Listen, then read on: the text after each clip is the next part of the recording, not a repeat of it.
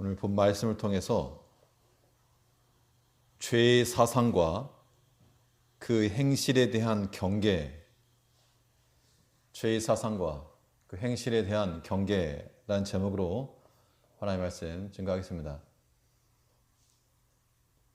성경에 보면 하나님께서 이방인과의 통혼을 금하셨고 또 우상 숭배하지 말라고 그렇게 명하셨습니다.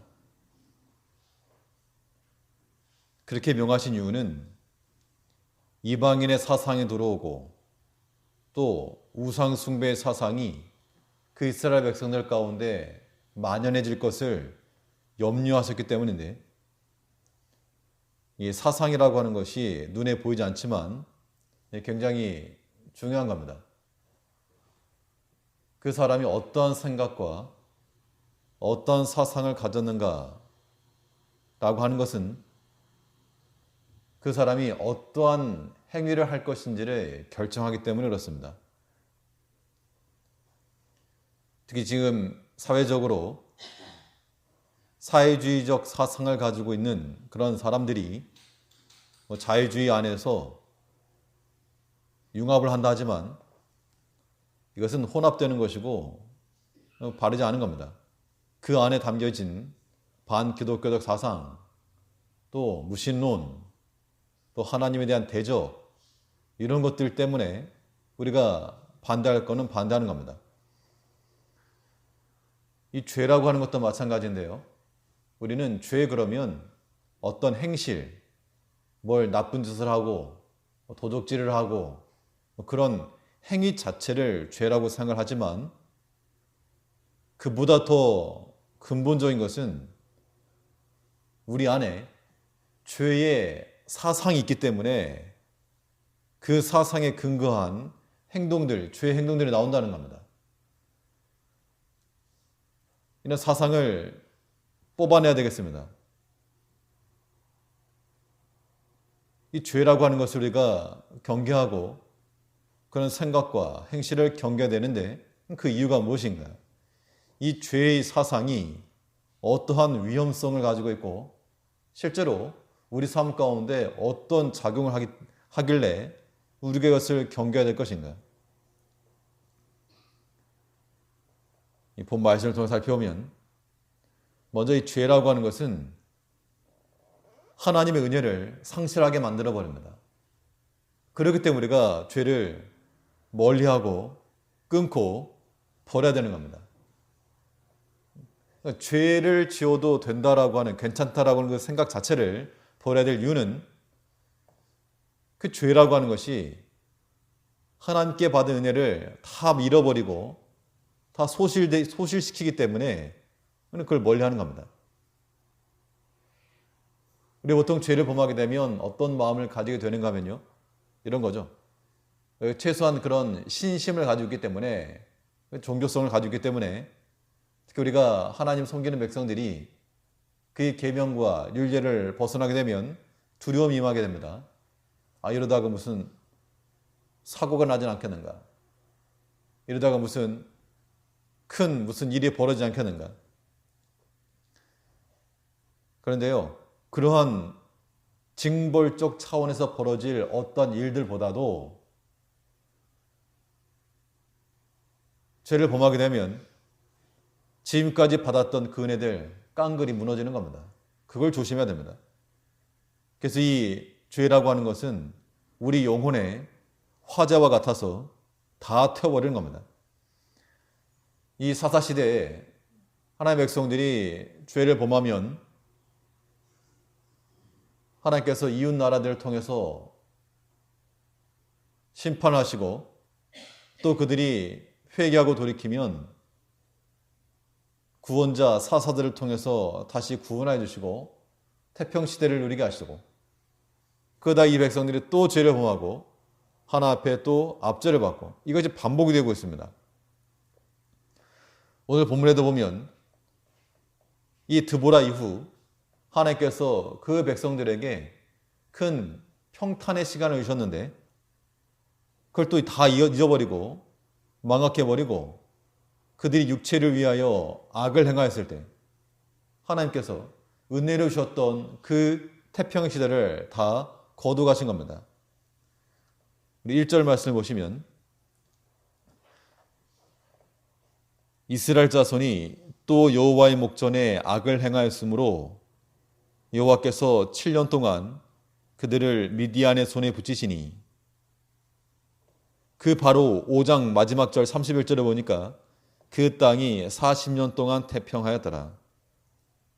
드보라 사사 이후 40년간 태평의 시절을 누렸는데 이 백성들이 여호와 앞에 악을 행하였을 때 그 40년의 태평한 그 시대, 그것도 하나님 주신 거죠.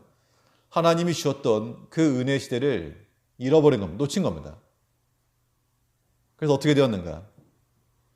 2절을 보니까 6장 2절에서 미디안의 손이 이스라엘을 이긴지라. 이스라엘 자손이 미디안을 인하여 산에서 구멍과 굴과 산성을 자기를 위하여 만들었으며,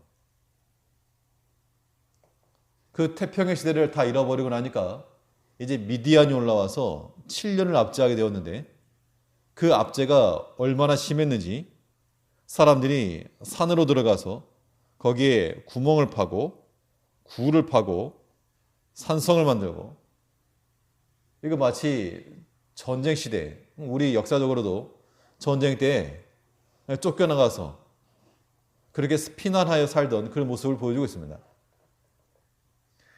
그래도 그 전에 이 드보라 그 시대에 가나안 야빈이 통치할 때에도 그들이 압제를 받았지만 두 배 이상의 큰 압제를 받았죠.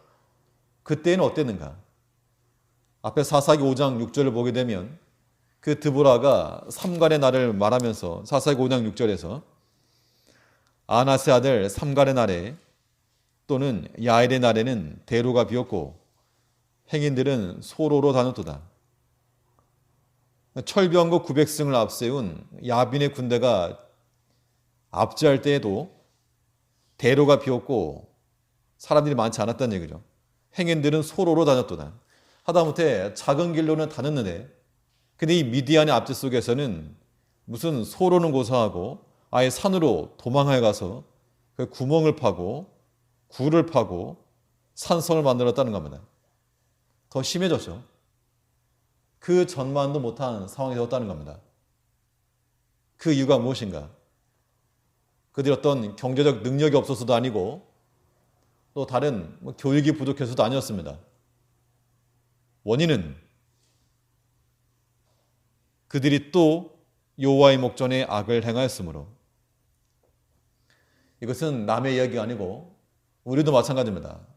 우리가 하나 앞에 죄를 범하게 되면 그 누구든, 우리가 아무리 오랫동안 주를 믿었다라고 해도 이미 하나님이 주신 그 은혜들 다 놓치는 겁니다.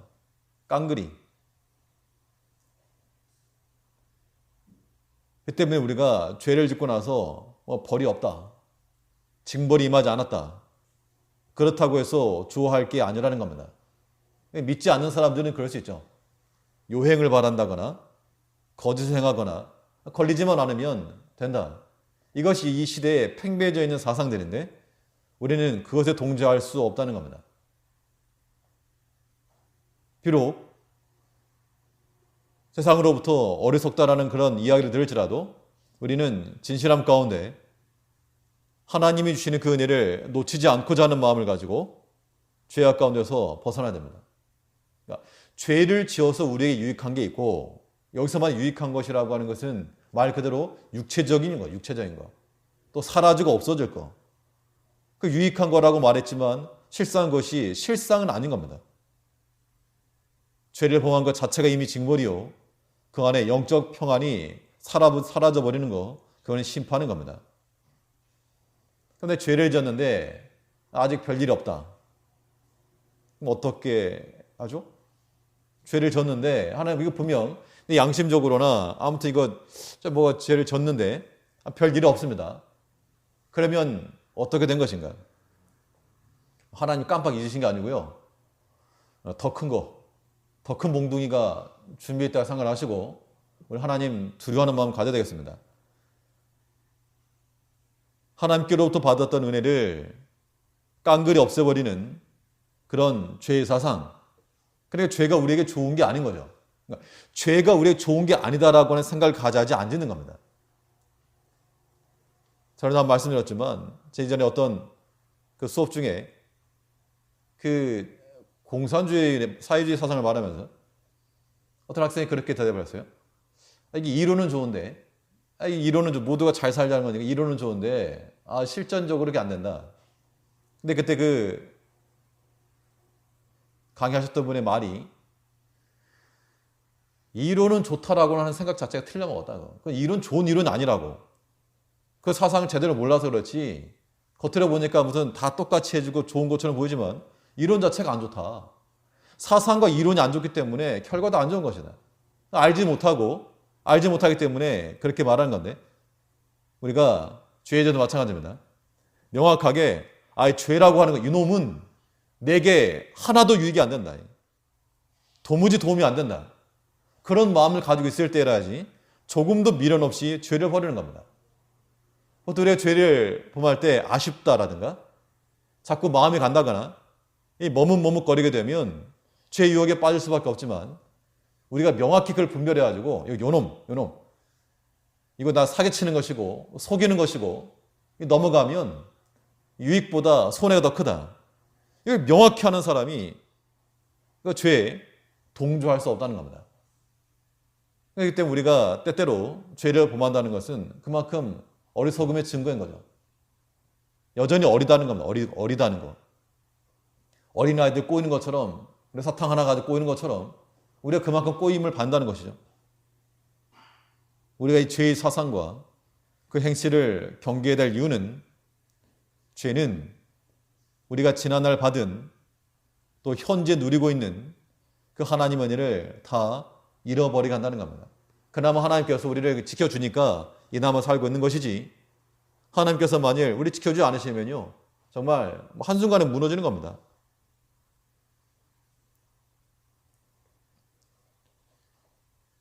이 백성들이 40년간의 태평시대를 지나면서 잊어먹었겠지만 그 40년간의 태평도 하나님이 주신 겁니다. 이제 이것을 우리 자신에게 한번 적용해 보시면 지금 큰 문제가 없이 지금까지 살아오신 거 남에게 손 내밀지 않고 살만하다. 하나님께서 은혜로 주시는 겁니다. 태평시대 주신 거예요. 그런데 이 상황 가운데서 하나님 떠나고 또 죄를 범하고 하나님 원치 아니하시는 그런 일들을 우리가 자행하게 되면 스스로 잃어버리는 겁니다. 이런 어리석음의 일들이 우리 가운데 일어나지 않도록 우리는 죄에 대해서 이거 좋은 것이 절대 아니다. 절대 아니다 죄는. 그런 마음이 다시 한번 우리 마음속에 확고히 품고 모든 죄를 멀리하는 우리가 되어야 되겠습니다. 두 번째로 이 죄의 사상이 위험한 이유가 무엇인가? 죄 지면 벌 받는다 그런 차원이 아니고 죄를 범하게 되면 어떠한 일이 일어나는가? 죄는 하나님의 보호가 떠나게 만드는 겁니다. 그러니까 죄를 졌어도 별 일이 없어서 다행이다가 아니고 죄를 범하는 순간 하나님께서 떠나시는 겁니다. 빛과 어둠이 공존할 수 없는 것처럼 하나님께서 죄가 있는 그 자리에 함께하지 않으시는 겁니다. 하나님의 보호를 받지 못하는 그런 성도라고 하는 것은 아무런 힘이 없는 겁니다. 종이 한 장 찢기는 쉽지만 그 종이를 벽에 붙여놓으면 벽을 찢어버리지 않는 이상 그 종이 헤아릴 수 없는 겁니다. 그러니까 성도 힘이라고 하는 것은 하나님께 달라붙어 있을 때 그때 힘이 있는 건데 이 죄라고 하는 것은 하나님과 우리 사이를 걸러내는 겁니다. 하나님의 보호가 우리를 떠나게 되면 우리가 아무리 우리의 손으로 힘써 먹고 마시려고 해도 그것이 우리 입속으로 들어가지 못한다는 겁니다. 내가 뿌리고 거두고 손에 쥐었다 해도 이것을 내가 입으로 넣으려고 하는 순간 하나님께서 지켜주지 않으시면 우리에게 들어올 수 없는 겁니다. 오늘 본문 3절을 보시면 이스라엘이 파종한 때면 미디안 사람, 아말렉 사람, 동방 사람이 치러 올라와서 진을 치고 가사에 이르도록 토지 소산을 멸하여 이스라엘 가운데 식물을 남겨두지 아니하며 양이나 소나 나귀도 남기지 아니하니. 이 미디안 사람들이 올라와가지고 그 전에 가나안 왕 야빈은 철병거 900승을 가지고 왔다면 이제 이 미디안 사람들은 아예 그 짐승과 장막을 가지고 올라와가지고 아주 초토화를 시켰다는 겁니다. 그래서 이 이스라엘 사람들이 파종을 하면, 파종이라고 하는 것이 이제 씨앗을 뿌리고 이거 이제 거두겠다는 거죠. 당연히 내가 씨를 뿌렸으니까 뿌린 것에서부터 열매를 거둘 것을 기대하고 있는 겁니다. 내가 힘써 뿌렸으니까 이제 거두는 거죠. 자연상으로 보면 먹을 것을 얻어야 마땅합니다. 그런데 그들의 행악함으로 하나님의 보호하심이 떠나니까 그들이 파종하고 심은 것이라도 다른 사람이 취하고 말았다는 겁니다. 결국에 우리가 우리 힘으로 수고하고 노력을 해도 그것으로 사는 것이 절대 아니고 하나님의 지켜주시는 그 은총이 없으면 내 손으로 무엇인가를 하려고 하는 것, 성공을 담보할 수 없는 겁니다. 시편 127편을 보면 여호와께서 집을 세우지 아니하시면 세우는 자의 수고가 헛되고 여호와께서 성을 지키지 아니하시면 파수꾼의 경성함이 어사로다. 하나님이 지켜주셔야지만이 우리의 수고도 효과를 보는 것이지, 아무리 수고하고 열심히 한다 그래서 사는 게 아니고, 우리는 하나님 우리를 지켜주시고 하나님 우리를 돌봐주셔 산다라고 하는 그 명확한 삶의 원칙을 잊어버려서 안 되겠습니다. 하나님이 지키지 않으시면 내가 파종한 것도 얻지 못한다는 겁니다. 그 먹을 때에 미디안 사람 올라오고 아말렉 사람 올라오고 동방 사람이 올라오고 마치 이것저것 막 찢겨 나가는 것 같은 겁니다.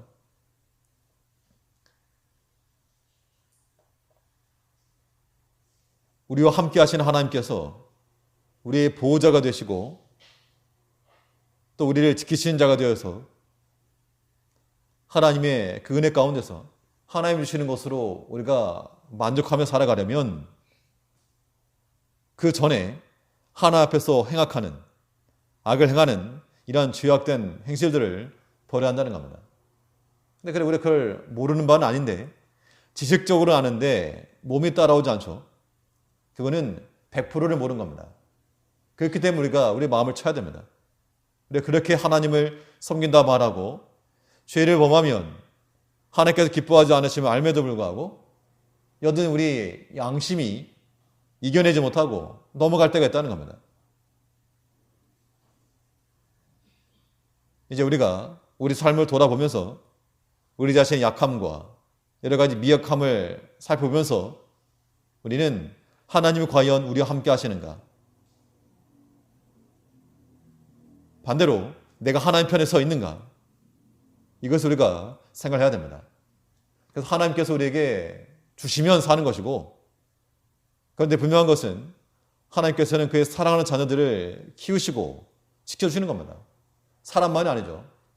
하다못해 미물의 짐승일지라도 하나님 먹이신다 그랬으니까 우리 그거 믿고 우리가 끝까지 진실함 가운데 은혜 가운데 나아가면 하나님께서 반드시 지켜주시고 함께 해주시는 겁니다. 내가 보호하고 있는 누군가가 있는데 그 다른 어떤 대적이 와서 내 보호하고 있는 누군가를 치려고 그러면 나에 대한 도전인 겁니다. 우리는 그런 삶을 살아가야 됩니다. 우리가 하나님의 보호 아래에 있어서 어떤 시험이나 어떤 대적이나 사건이 일어날 때 이거는 하나님을 대적하는 것이다. 하나님이 싸우실 수 있도록 우리가 그의 보호 아래 들어가는 것. 이것이 성도의 지혜인 겁니다. 그러므로 우리는 우리가 소유하고 있는 어떠한 물질적인 그런 그러한 부요만큼이나 하나님의 함께하심과 그의 보호하심도 우리의 실질적이고 감각적인 그런 자산이 되어야 됩니다. 내가 돈이 얼마 있다. 그 돈 자랑하는 거 말고 하나님 나와 함께 하신다라고 하는 하나님의 보호를 받는 자랑. 그것이 우리 가운데 담대함으로 나타나야 됩니다. 이 세상을 움직이는 힘은 이 세상에는 경제적 논리만 있는 게 아니라는 겁니다. 과학적 사실만 있는 것도 아니고 이 땅 가운데는 분명히 하나님의 능력이 있고 그 기적의 원리도 존재한다는 겁니다. 하나님의 손과 그 능력을 가지고 그 보호하심 아래 있는 자들은 세상적 원리에 의해서만이 아니고 하나님의 그 능력과 그 특별히 인도하신 기적과 같은 그런 일들 우리가 체험해 나갈 수 있는 겁니다. 이것이 하나님 믿는 백성들의 삶의 모습이 되는 겁니다. 그러니까 속임받지 말아야 됩니다. 왜 우리가 죄에 빠지게 되는가? 눈에 보이는 그 인본주의적인 것 버리지 못하기 때문인데 내 손으로 살겠다는 겁니다. 내 손으로. 내가 만일 내 인생을 보장하려고 그러면 이거 하나님보다 더 커야 됩니다. 하나님만 하거나. 내가 만일 내 자신의 삶을 내 힘으로 인도할 수 있다. 그럼 하나님 믿을 필요가 없겠지만 우리 그렇지 않은 존재들이니까 우리가 하나님을 의지하고 하나님의 보호 아래 들어가서 내 머리 위에 하나님의 손이 있는가 아니면 내가 빠져나와 있는가 그걸 봐야 한다는 겁니다. 파종했다고가 아닙니다. 파종했다고 다가 아닙니다. 오늘 내가 한마디에 씨를 뿌렸다. 그거 자랑할 게 아니고 하나님 앞에 바로 서지 못하면 그거 다른 사람이 취한다는 겁니다. 내 입에 들어가지도 못하는 거예요. 반대로 하나님의 사랑하신 자들이 되면 하나님께서 이스라엘 백성들에게 이 가나안 땅을 주실 때 너희가 심지 아니한 거, 너희가 뿌리지 아니한 거, 너희가 짓지 아니한 거 그걸 얻게 해주시겠다. 그러니까 무슨 불로소득을 의미하는 게 아니고 하나님께서 은혜로 주시는 것을 경험하게 될 것을 약속하신 겁니다.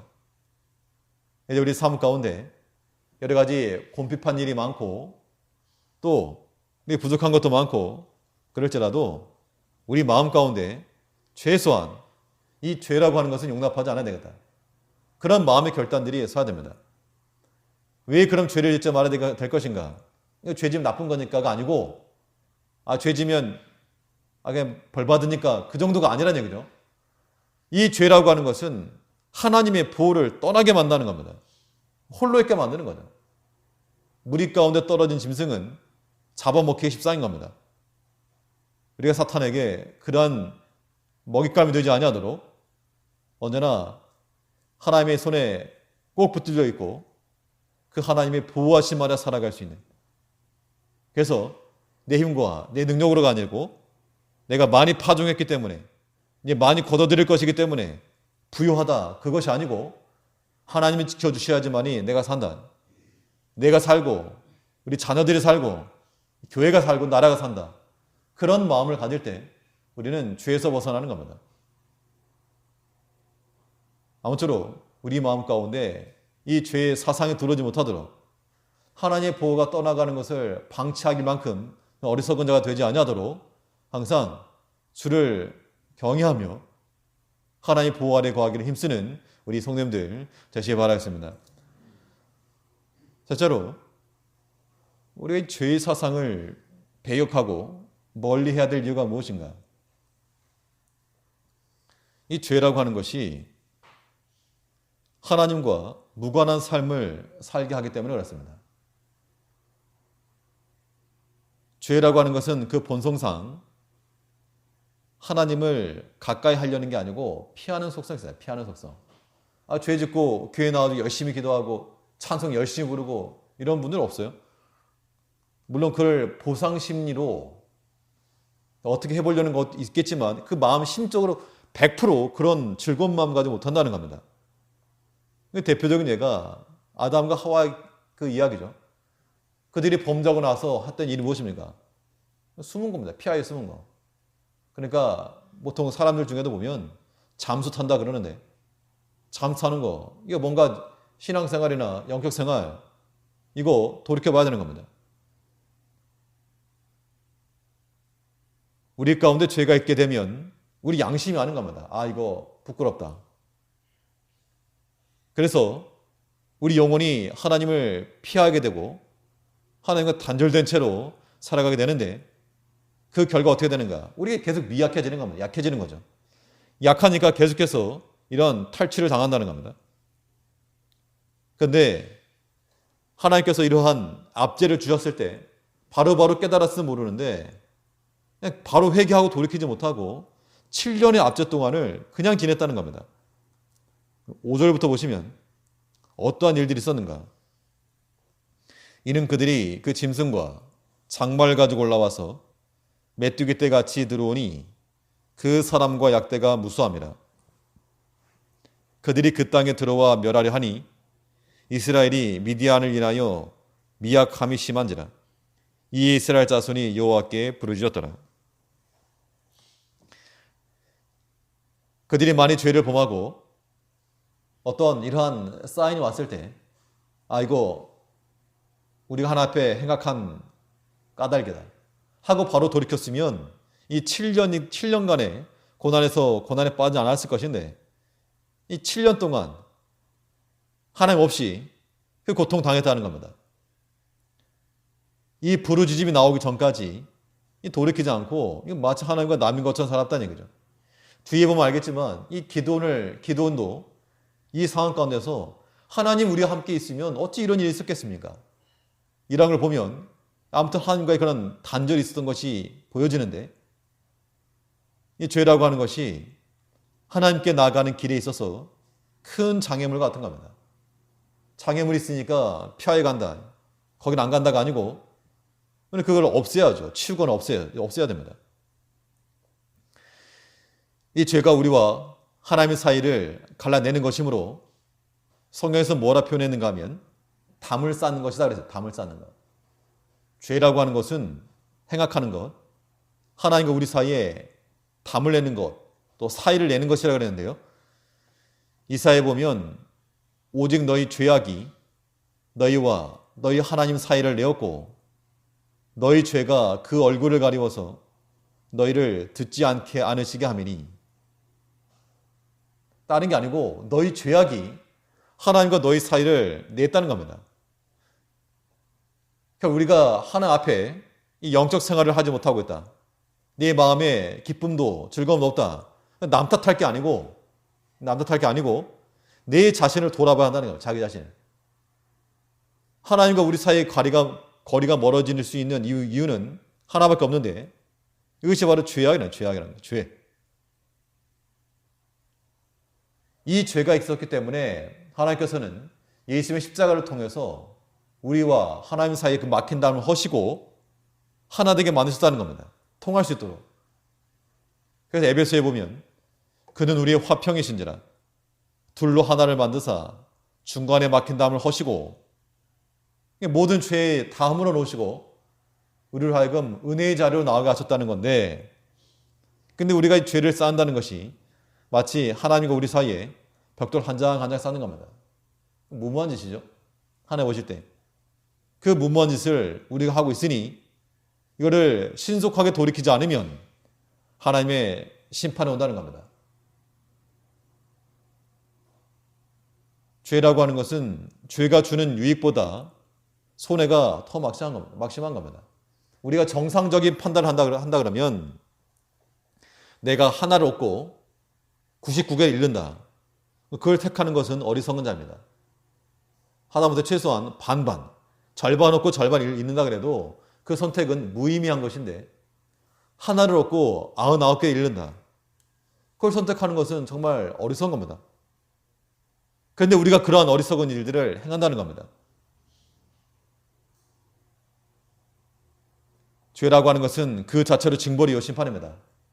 우리 마음 가운데 죄의 유혹과 미혹이 들어오더라도 우리가 그것을 허락하지 않아야 되겠습니다.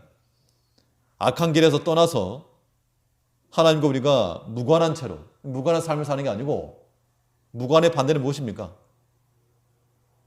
관계가 있다는 얘기죠. 유관이 유관. 하나님과 우리 사이의 관계. 하나님 우리의 관계자가 되시고 우리의 주권자가 되셔서 어떤 일을 당할 때 좀 곤란한 일이 있으면 어떻게 합니까? 관계자분 바꿔주겠다고. 오늘 쏙 빠지면 되는 겁니다. 우리 인생 가운데서 우리의 관계자는 하나님이심으로 우리 여러 가지 큰 곤란 당할 때 관계자 바꿔준다 그러고 하나님께로 넘겨드리고 우리가 쏙 빠지면 그건 정말 지혜롭게 사는 삶일 것인데, 그런데 하나님과 담을 쌓아버렸으니 하나님과 무관한 자가 되어버리게 되면 우리 그거 다 챙겨야 한다는 겁니다. 능력도 안 되면서. 여기서 한 가지 더, 여기서 말하는 죄라고 하는 것은 우리 개인의 행함이지만 그러나 단지 우리 개인의 문제만 아닙니다. 하나님께서는 우리 한 사람 한 사람에게 개인을 주셨을 뿐만 아니고 또 내가 영향을 미칠 수 있는 그런 환경과 범위도 주셨습니다. 그럼 우리는 어디까지 죄로부터 사수하고 막아내야 될 것인가? 나 한 사람만이 아니고 나와 연관이 있는 하나님께서 내게 주신 모든 관계까지도 죄가 들어오지 못하도록 막아놔야 됩니다. 특히 우리 부모 세대들은 자녀들에 대해서 그런 책임을 가지고 있는 겁니다. 나만 예수 잘 믿고 나만 구원받고 그게 아닌 거죠. 이 자녀들에 대해서도 부모가 책임을 가지고, 부모니까 당연히 그런 관계자 아닙니까? 책임을 가지고 이 자녀들도 죄가 들어오지 못하도록 막아주는 거, 지극히 정상적인 겁니다. 아이들 밥만 먹이는 거 그게 부모 할 일 아니고 그건 짐승들도 하는 것이죠. 막 태어나면 좀 물리고 아니면 뭐 이렇게 핥아주기도 하고 그건 짐승도 한다는 겁니다. 그러나 우리 믿음의 백성들은 우리 자녀들이 살아감에 있어서 육신적으로 필요한 것 그거 제공하는 것뿐만 아니고 그렇게 행하면 그건 죄다라고 하는 것, 하나님은 기뻐하지 않으신다라고 하는 것, 그런 것들도 명확히 제시해야 한다는 겁니다. 이거 하지 않으면 이 본문 6장 1절과 똑같은 겁니다. 여호와 앞에 악을 행하는 거죠. 그럼 나는 빠지고 자녀들이 만일 그런 이 결과를 당한다 그러면 부모 사랑 아닌 겁니다. 물론 부모 자식만의 문제가 아니고 하나님께서 우리에게 주신 모든 관계 속에서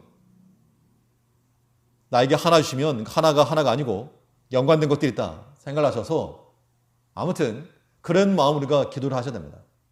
우리 자신을 위해서나 또 자녀들 위해서나 또 믿음의 형제들을 위해서나 또 교회도 마찬가지입니다.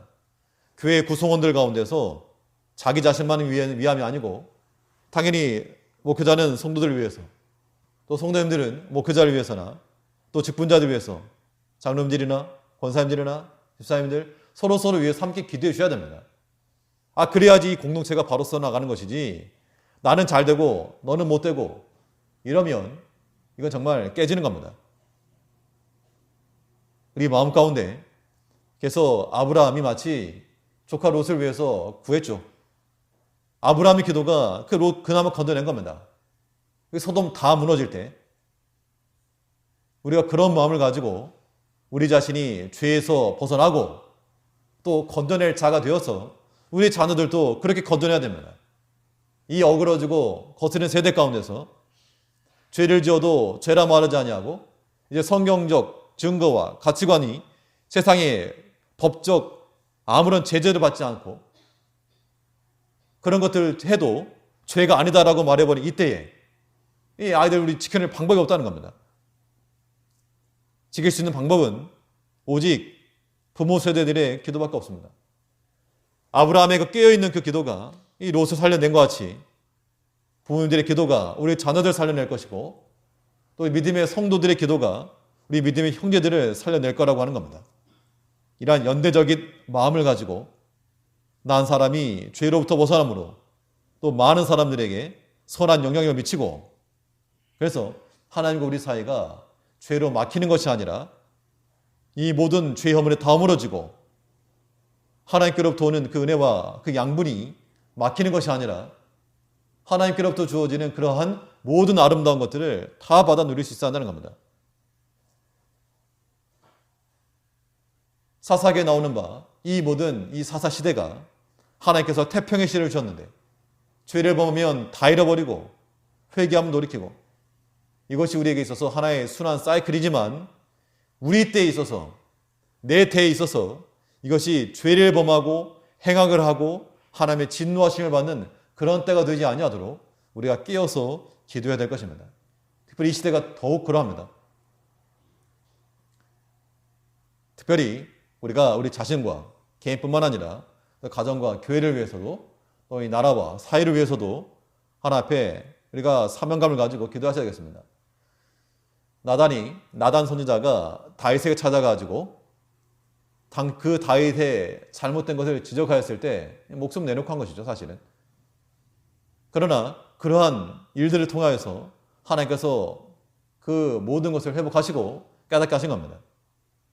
죄라고 하는 것 우리 안에 들어왔을 때 깨닫고 돌이키고 우리 안에 지적을 하여서 다른 사람 죄 지적하려고 그러면 더 빗나가니까 다른 사람에 대해서는 우리가 기도할 것이요 우리 자신의 잘못한 것에 대해서는 성령의 감동하심을 따라 우리 신앙 양심을 따라 이 주의 말씀이 우리에게 손가락질할 때 바로 당신이 그 사람이라 그러한 책망하실 때 그 말씀에 우리가 거꾸러지고 돌이키고 죄라고 하는 것이 하나님의 은혜를 다 망각해버리고 하나님의 보호를 떠나게 하고 하나님과 무관하게 하는 이러한 큰 해악을 끼치는 것인지 우리가 다시 한번 생각을 하고 죄라고 하는 것은 버리고 오직 하나님의 기뻐하시는 바 의로움과 선하심과 진리와 진실함 가운데 거해 나감으로 하나님이 주시는 모든 은혜를 다 받아 누리는 하나님의 보호 아래서 우리의 모든 뿌리는 모든 파종들이 하나님의 은혜로 열매 맺을 때까지 지켜주시고 또 그 은혜로 살아갈 수 있는 우리 모든 성도님들 되시길 바라겠습니다. 기도하겠습니다.